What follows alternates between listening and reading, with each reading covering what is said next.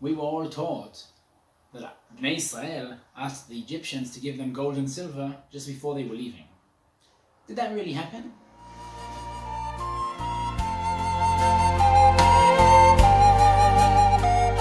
Like many things in stories in the Torah, this is also a machloket.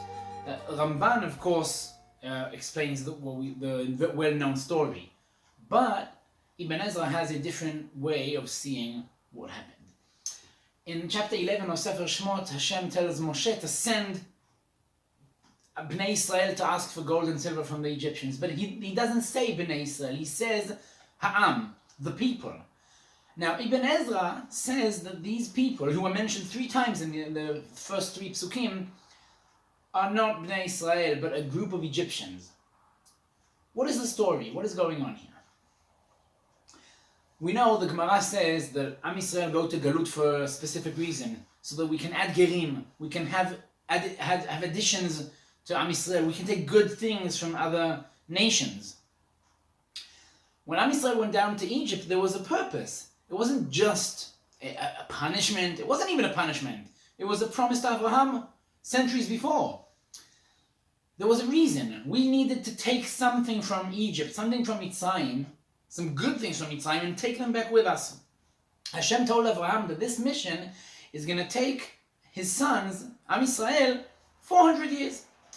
Now, we know that it didn't take 400 years, right? We weren't there for 400 years. We were there for 210, 215, some opinions say, but we weren't there for 400 years. So what happened?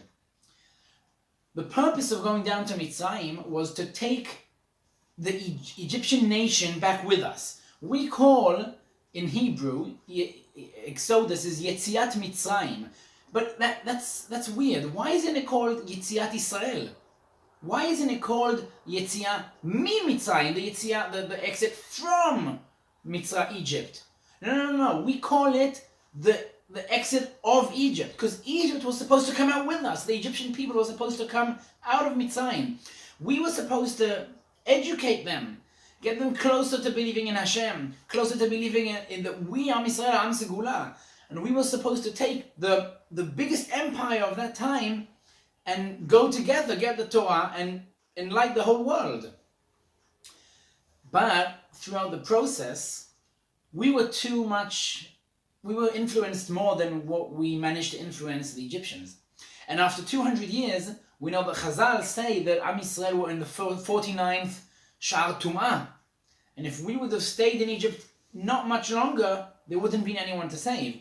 So Hashem coming into Egypt, sending Moshe and Aaron and getting us out, could be seen as a rescue mission. But these Egyptian people that we mentioned at the beginning, they are the people that we did manage to influence a bit. We didn't manage to change the whole nation, the whole Egyptian nation, but some of them we did. And these people, they were worshipping Moshe. The pasuk that Ibn Ezra writes his commentary on says that Moshe gadol me'od b'nei Mitzrayim, meaning Moshe was great in the eyes of Mitzrayim, in the eyes of Egypt, and the pasuk tells us that we're speaking specifically about Avdei Paro, the slaves of Paro, the workers, and Ha'am, these people. So we're talking about some people within the Egyptian nation who worship the greatness of Moshe Rabbeinu. Moshe is asking these people, of course this is by the explanation that we said at the beginning, he's asking these people to go to their Egyptian neighbors and ask them for gold and silver. Now this makes a lot of sense, because if you put yourselves in an Egyptian's eyes, there is no reason in the world why he should give a Jew the gold and silver. He knows the Jews are praying for the day that they're going to leave. He knows that Moshe is giving plague after plague on Mitzrayim. He knows that Moshe Rabbeinu is trying to get us out. And he knows that for the last 2 weeks, each Jewish family has a sheep at the head of their bed saying, we're going to shecht this sheep, your God, Egyptians, we're going to shecht it on Tetvav, on the 15th of Nisan, and we're leaving. So which Egyptian is going to give his gold and silver to a Jew? But if his fellow Egyptian neighbor comes and asks for some gold and silver, there's no reason not to give it. He's going to get it back in a day or two. If we go and read chapter 12 in Sefer Shmot, in the book of Shemot, which the psukim that describe the actual leaving of Egypt, will notice that the Torah talks about Am Yisrael, and then we have Makat Bechorot, and Paro calls Moshe and Aaron to the palace and says, "Get out, go, all of you just go." Right after that, the Torah carries on describing the leaving of Egypt. But she doesn't use the term Bnei Israel anymore. She doesn't use the term Israel anymore. The word Israel is not even mentioned there. We come back and hear the same phrase, Ha'am.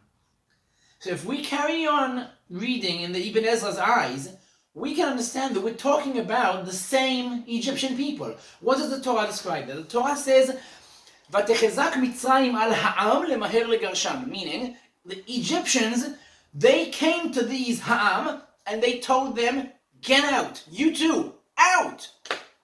You are betraying your nation because you are worshipping Moshe. You are on their side. Get out." Now, these Egyptian people, they had no idea that this was going to happen, so they didn't have any food ready. So what did they have in 4 o'clock in the morning? What did they have in their houses? They have the dough they wanted to bake in the morning. This dough was being prepared and it never got to be chametz. So these Egyptian people took their dough on their shoulders and started running. But Am Yisrael already had their matzot ready because they were told 2 weeks before. And these Egyptian people who were kicked out, they joined Am Yisrael and they what the Torah calls later the Erev Rav. Now why is this important? Because every time we go to Galut, the reason, like we said, is to add people and other good things to us. And that's true also now. 70-something years ago, we came out of our last Galut. But we haven't got to the final stage of the Geulah yet. It's still working. We're still processing it. We have to remember that we need to bring the world with us. It's not a Geulah just for Am Yisrael. We're not alone in this process. We're just the first stage. The whole universe, everything, all of reality has to be a part of our Geulah. And it has to come from the right reasons. It has to come from understanding that Am Yisrael is Am Segula who brings Hashem's Torah to the whole world and educates the world how to behave correctly. What's the right way to live? If worshipping us comes from the wrong perspective, it can be lethal. What happened to these Erev Rav? We said that they joined Am Yisrael because they were worshipping Moshe. He was this big magician. He knew how to bring all the plagues on Egypt. They didn't want to be a part of Am Yisrael.